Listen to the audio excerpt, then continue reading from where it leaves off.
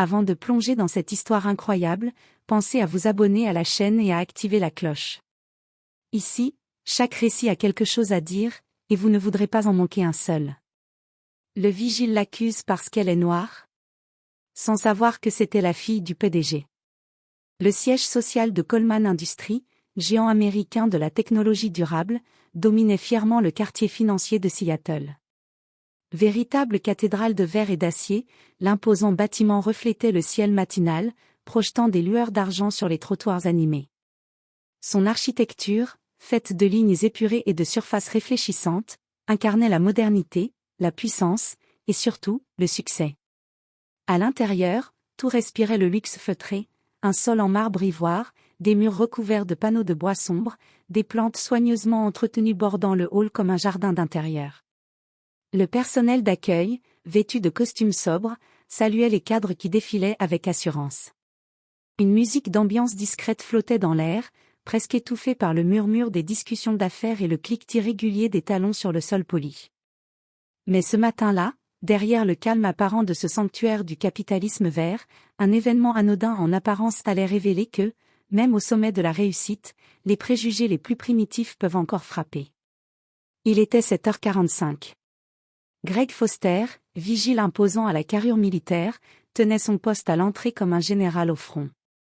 Avec ses tempes grisonnantes, ses bras croisés et ses yeux méfiants, il imposait le respect, ou la peur. Depuis 11 ans, il travaillait ici.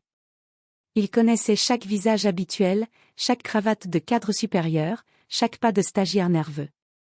Il se vantait d'avoir un œil aiguisé, disait-il, pour détecter ceux qui n'avaient rien à faire là. Ce fut à cet instant qu'une jeune femme noire franchit la porte tournante.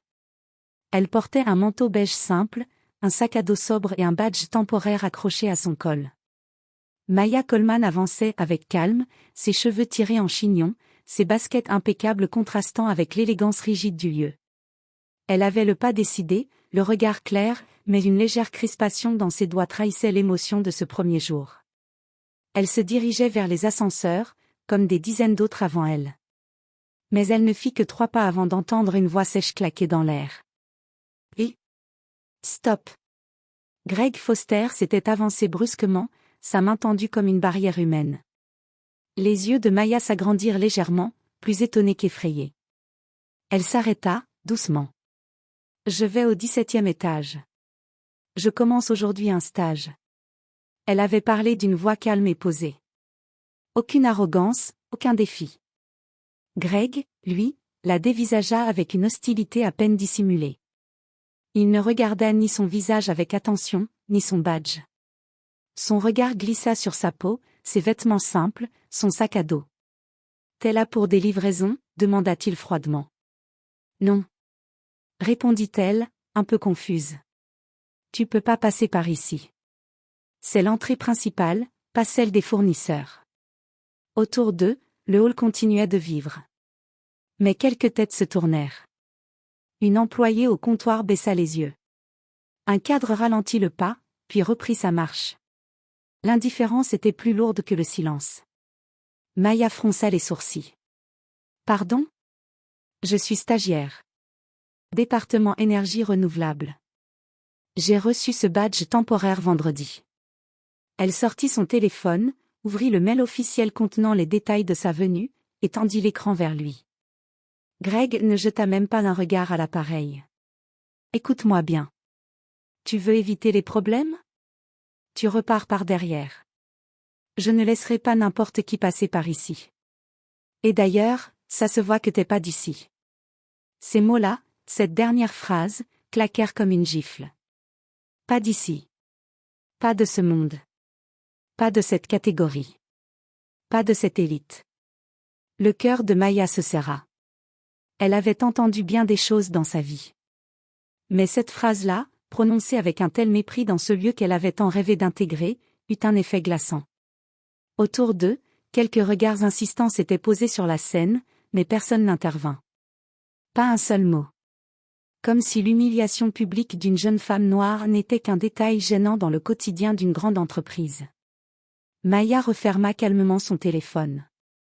Sa respiration s'était faite plus lente. Elle baissa les yeux un instant, puis leva le menton avec dignité. Très bien. Elle se détourna sans un mot de plus, sans colère. Mais avec une peine immense, invisible pour ceux qui la regardaient simplement partir. Elle sortit par la porte latérale, contourna le bâtiment, et entra finalement par l'entrée de service, comme une intruse dans une maison qu'elle connaissait mieux que quiconque. Maya parvint finalement à rejoindre son service par une autre entrée, celle réservée au personnel logistique. Elle traversa des couloirs froids, mal éclairés, où l'on croisait des agents d'entretien, des livreurs de fournitures, et des employés invisibles pour les étages supérieurs. Elle serrait son sac contre elle, les yeux fixés devant elle, priant pour ne pas croiser d'autres regards soupçonneux. Quand elle arriva enfin au 17e étage, l'ambiance était tout autre, bureaux modernes, cloisons vitrées, tableaux interactifs aux murs. L'espace était baigné de lumière naturelle, et un doux parfum de café frais flottait dans l'air. Un contraste saisissant avec le chemin qu'elle venait d'emprunter. Linda Park, sa supérieure directe, l'attendait à l'entrée du département énergie renouvelable. Femme d'une quarantaine d'années, d'origine coréenne, toujours élégante et mesurée dans ses gestes, Linda l'accueillit avec un sourire poli. « Bienvenue Maya, on est heureux de t'avoir avec nous. Je vais te présenter l'équipe. » La voix était douce, mais quelque chose sonnait creux. Maya le sentit immédiatement. Ce n'était pas qu'un accueil de routine, c'était un refuge silencieux, un évitement calculé. Les présentations s'enchaînèrent, David, ingénieur senior, Riley, chargé de mission climat, Lucas, responsable modélisation. Tous semblaient gentils, mais chacun lui parlait avec un ton légèrement trop formel, comme si un non-dit flottait dans l'air. Des regards furtifs s'échangeaient entre collègues. Personne ne posait de questions sur comment s'était passée son arrivée. Linda l'accompagna ensuite jusqu'à un petit bureau en bordure d'open space, joliment aménagé, avec un écran prêt, une plante verte et une trousse de bienvenue griffée, Coleman Industries. Si tu as besoin de quoi que ce soit, n'hésite pas. Je t'envoie l'agenda des formations par mail. Puis elle repartit rapidement. Elle savait. Linda avait reçu un appel discret du service de sécurité une heure plus tôt. On lui avait dit que la stagiaire Maya Coleman avait eu un souci à l'entrée, sans donner de détails. Elle avait compris. Et choisi de ne pas poser de questions. Maya s'assit sur sa chaise, le dos droit. Elle prit une longue inspiration, regardant l'écran noir devant elle. Elle fit semblant de lire les documents d'accueil. Elle se força à sourire lorsque Riley lui tendit une tasse de thé. Elle hocha la tête quand David lui demanda si tout allait bien. Mais en elle, quelque chose s'était brisé. Un fil. Un équilibre fragile. Ce n'était pas la première fois qu'on doutait d'elle à cause de sa couleur de peau. Elle avait appris à faire avec, à anticiper les regards, à sourire malgré tout. Mais jamais de façon aussi publique, aussi crue, aussi violente dans sa simplicité. Dans cet immeuble censé représenter la diversité, l'inclusion, l'avenir, on venait de lui rappeler brutalement qu'à leurs yeux, elle n'en faisait pas naturellement partie.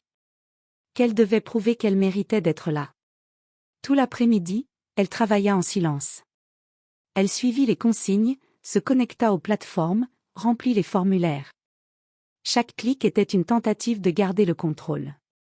Mais sous son calme apparent, une tempête silencieuse grondait. Le soir venu, Maya prit le bus pour rentrer. Le soleil déclinait sur la ville, mais elle ne le regardait pas. Elle fixait son reflet dans la vitre du bus, ses traits fatigués, son regard absent. Son badge temporaire était toujours accroché à sa veste. Elle ne l'avait pas retiré. Peut-être par oubli. Peut-être par défi. Lorsqu'elle franchit la porte de la maison familiale, elle entendit la voix de son père, Franklin Coleman, dans le salon. « Maya ? Tu es rentrée ? Alors, ce premier jour ?» Elle répondit depuis l'entrée. « Oui. Bien passé. Je suis juste fatiguée, je vais monter un peu. » Il sentit quelque chose dans sa voix. Une tension, un repli. Mais il respecta son silence. Dans sa chambre, Maya s'assit sur son lit sans allumer la lumière. Elle resta là longtemps, immobile. Les mots de Greg résonnaient encore. « Tu veux éviter les problèmes ? Ça se voit que t'es pas d'ici. » Elle se demanda, combien de fois faudra-t-il encore prouver qu'elle appartenait à ces lieux ? Combien de visages faudra-t-il affronter, avant qu'il voie autre chose que sa peau? Et pourtant, elle ne pleura pas. Pas ce soir-là. Elle se coucha tôt, le cœur lourd mais le dos droit. Ce qu'elle ignorait, c'est qu'au même moment, dans une salle de contrôle au rez-de-chaussée de l'immeuble Coleman, un agent de sécurité repassait les images de la matinée. Sur l'écran, on voyait Maya être arrêtée. On voyait son badge. On voyait l'humiliation, sans cri ni scandale, mais visible. Brute. Et surtout, on voyait Greg Foster. Ces images allaient bientôt remonter jusqu'au bureau du PDG. Étage 24 heures plus tard, personne dans l'entreprise ne pourrait dire « je ne savais pas ». Le lendemain matin, 9 heures. Dans la grande salle de conférence du rez-de-chaussée, l'atmosphère était plus tendue que d'habitude. Les chefs de service, cadres supérieurs et membres du comité RH avaient été convoqués en urgence la veille au soir. L'ordre du jour n'avait pas été précisé. Une réunion d'alignement stratégique, selon le mail laconique envoyé par la direction générale. Assis autour de la longue table ovale en acajou, ils chuchotaient entre eux, jetant des coups d'œil vers l'horloge murale. Au fond de la pièce, debout et un peu à l'écart, Greg Foster fixait le sol, les bras croisés sur sa veste de sécurité bleu nuit. Il affichait encore son air habituel de fermeté, mais un léger tremblement dans sa mâchoire trahissait son agitation intérieure. Il n'avait pas dormi. Et depuis l'appel énigmatique reçu à 7 heures du matin, l'angoisse ne le quittait plus. Il n'avait pas été informé du contenu de la réunion. Mais au fond, il pressentait. Les regards discrets que lui lançaient certains collègues semblaient déjà le condamner. Soudain, les portes s'ouvrirent. Un silence instantané s'abattit sur la salle. Franklin Coleman, PDG de la compagnie, entra. Costume sombre, chemise sans cravate, visage tendu mais parfaitement maîtrisé. À ses côtés, Maya, droite, élégante dans un tailleur noir sobre. Elle tenait une tablette contre elle, son regard calme balayant la pièce sans agressivité, mais sans timidité non plus. Un murmure étouffé parcourut la salle. Certains visages se figèrent. D'autres pâlirent. Plusieurs comprirent d'un coup ce qui allait se passer. Franklin avança lentement jusqu'à la tête de la table. Il ne s'assit pas. Il resta debout, les mains jointes, le regard droit. Il commença d'une voix posée, mais ferme, chaque mot résonnant dans le silence. Merci à tous d'être ici. Il marqua une pause. Je ne vais pas parler de chiffres aujourd'hui, ni de stratégie. Ce que j'ai à dire est bien plus fondamental. Ses yeux firent le tour de la pièce, captant l'attention, pesant sur chaque personne présente. Hier matin, ici même, dans notre bâtiment, une jeune femme noire a été arrêtée à l'entrée. On lui a refusé l'accès. On a mis en doute sa présence, son identité, sa légitimité. Sans aucune vérification. Pourquoi? Il laissa un silence s'installer. Parce qu'on a vu une couleur, pas un badge. Parce qu'on a jugé selon une apparence, et non selon des faits. Et parce que, dans le regard de celui qui l'a arrêtée, elle n'avait pas l'air d'avoir sa place ici. Les regards se tournèrent lentement vers Greg Foster. Il s'était figé. Sa respiration était saccadée. Il n'osait pas lever les yeux. Franklin fit alors un pas de côté, et tendit la main vers Maya. Cette jeune femme, c'est ma fille. Maya Coleman. Un choc électrique sembla traverser la pièce. Plusieurs personnes se redressèrent. Des murmures choqués fusèrent. Une cadre au fond laissa échapper un « Oh mon Dieu !» à peine audible. Franklin reprit, sans hausser le ton. Adoptée à l'âge de 8 ans. Élevée avec les mêmes valeurs que celles que nous prétendons défendre dans cette entreprise, le mérite, l'intégrité, l'ouverture. Diplômée de Stanford. Parle 4 langues. Passionnée par la transition énergétique. Elle a choisi de faire son stage ici, en gardant le silence sur son lien avec moi. Parce qu'elle voulait être jugée sur ses compétences. Et uniquement cela. Il se tourna alors vers Greg. Lentement. Délibérément. Greg, blême, leva les yeux, juste une seconde. Il les rabaissa aussitôt, comme brûlé par le regard du PDG. Franklin ajouta, d'une voix où perçait une douleur contenue. Hier, j'ai eu honte. Pas seulement en tant que père, mais en tant que dirigeant. Parce que tout ce que nous prétendons défendre ici s'est effondré, à cause d'un réflexe de méfiance, d'un préjugé ancré. Nous parlons de diversité. Mais en pratique, avons-nous réellement déconstruit nos biais? Un silence pesant remplit la pièce. L'air semblait plus dense, plus lourd. Il reprit. C'est pourquoi, à partir d'aujourd'hui, je prends des mesures immédiates. Une procédure disciplinaire a été ouverte. Et qu'elle soit bien claire, elle ne vise pas une personne. Elle vise un système. Une manière de voir, de réagir, de classer les gens sans même leur parler. Greg recula légèrement, comme s'il cherchait un appui invisible derrière lui. Franklin continua, implacable. Nous allons lancer un programme de formation obligatoire pour tout le personnel, sans exception. Sur les biais raciaux, la culture du respect, l'écoute, et la remise en question des automatismes. Pas comme une simple formalité, mais comme un engagement éthique, profond, durable. Cette entreprise ne sera plus jamais un lieu où l'on fait semblant. Un frisson parcourut la salle. Certains prenaient déjà des notes. D'autres restaient figés, incapables de soutenir le regard de Maya, restée droite à côté de son père, sans une larme, sans une plainte, simplement présente. Franklin conclut, plus calme, mais non moins ferme. Si vous ne vous sentez pas à la hauteur de cette exigence, alors vous n'avez rien à faire chez Coleman Industries. Puis, sans autre mot, il s'inclina légèrement, et quitta la pièce, suivi de Maya. La porte se referma. Et dans la salle, personne ne parla. Greg Foster resta debout, seul, les yeux baissés, comme s'il venait de tomber d'une tour invisible qu'il avait lui-même construite. Les mois passèrent, et avec eux, les premières tensions laissées par l'incident commencèrent à s'atténuer, mais pas à disparaître. Maya, déterminée et rigoureuse, fit ses preuves rapidement. Chaque jour, elle apportait des idées nouvelles, des analyses précises et un enthousiasme discret qui ne tarda pas à gagner ses collègues. Sa réputation s'étendit au-delà de son équipe, jusqu'aux plus hauts étages.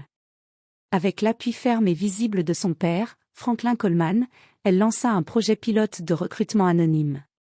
Ce dispositif innovant visait à ce que les CV soient examinés sans indication d'origine, de nom ou d'adresse.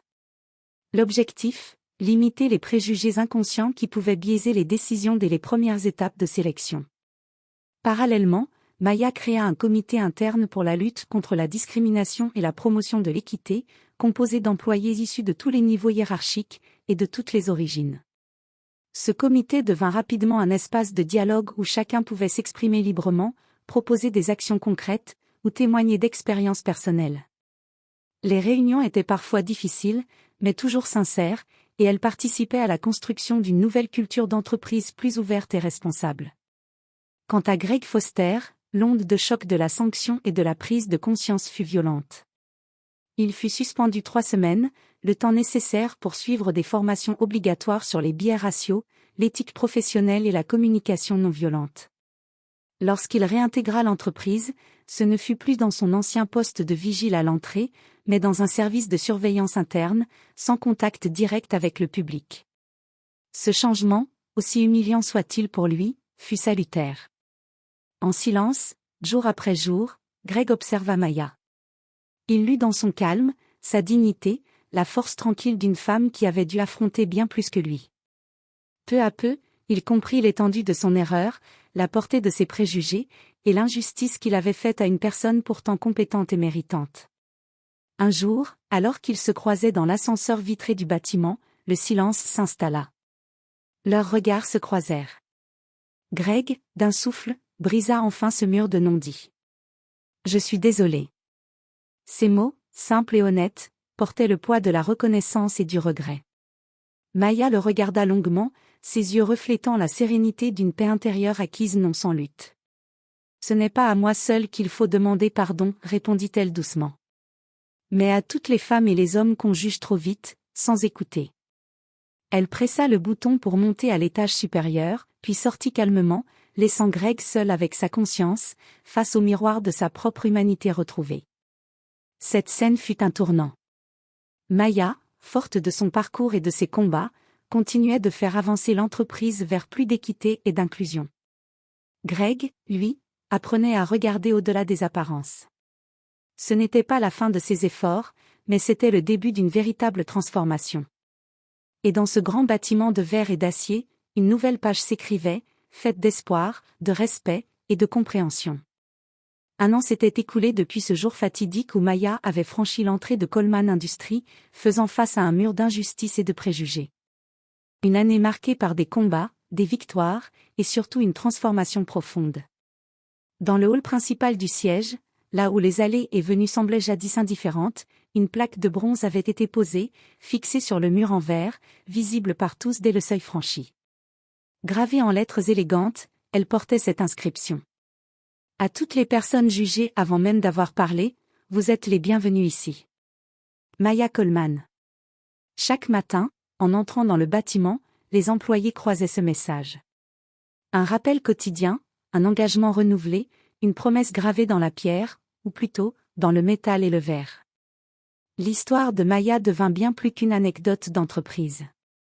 Elle fut partagée dans des conférences, relayée par des articles spécialisés et étudiée dans plusieurs écoles de commerce et d'ingénierie à travers le pays. Dans les amphis, les professeurs la présentaient comme un exemple de courage tranquille, cette capacité à affronter l'injustice sans crier, à avancer avec dignité quand tout pousse à la colère. Une incarnation vivante de la puissance de la vérité révélée au bon moment, au bon endroit. Maya devint aussi une source d'inspiration pour les jeunes professionnels, en particulier les femmes et les personnes issues de minorités. Elle prouvait que les obstacles, même les plus lourds, pouvaient être dépassés avec persévérance, intelligence et authenticité. Et Greg Foster? Il ne devint jamais un héros. Ni un martyr. Ni même un modèle. Mais il changea. Ce changement fut lent, parfois douloureux, toujours humble.